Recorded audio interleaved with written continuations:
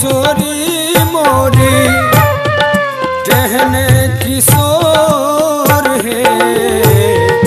विधि ना लगावल जोरी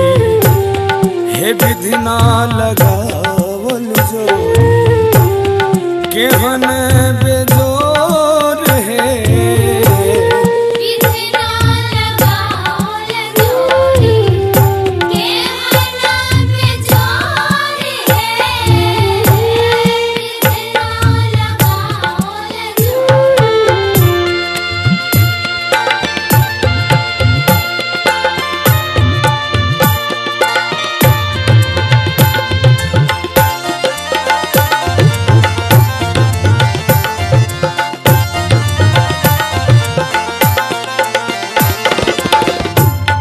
श्यामल बदन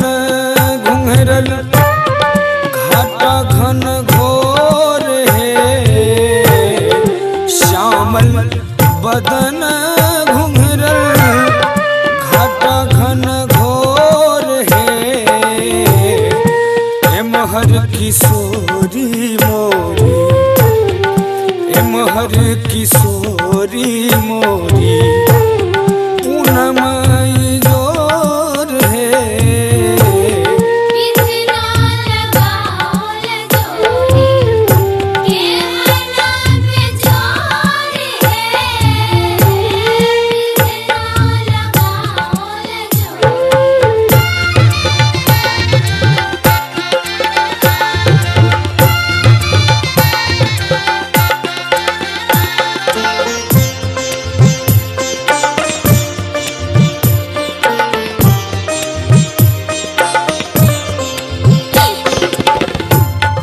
सरसों के कलीसिया ज्योति बेजोर है सरसों के कलीसिया ज्योति बेजोर है तीसी के फूल रंग है तीसी के फूल रंग नवल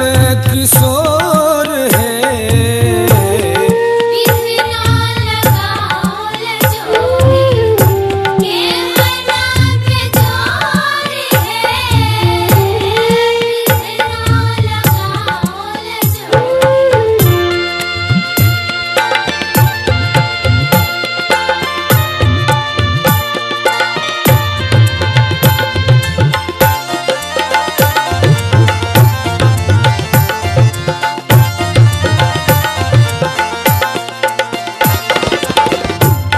जिनकाल जोगी मुनि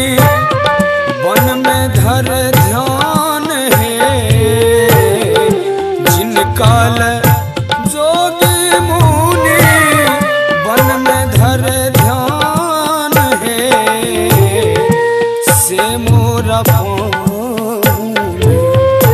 है से मोरा पाँव अंगना कूट धान है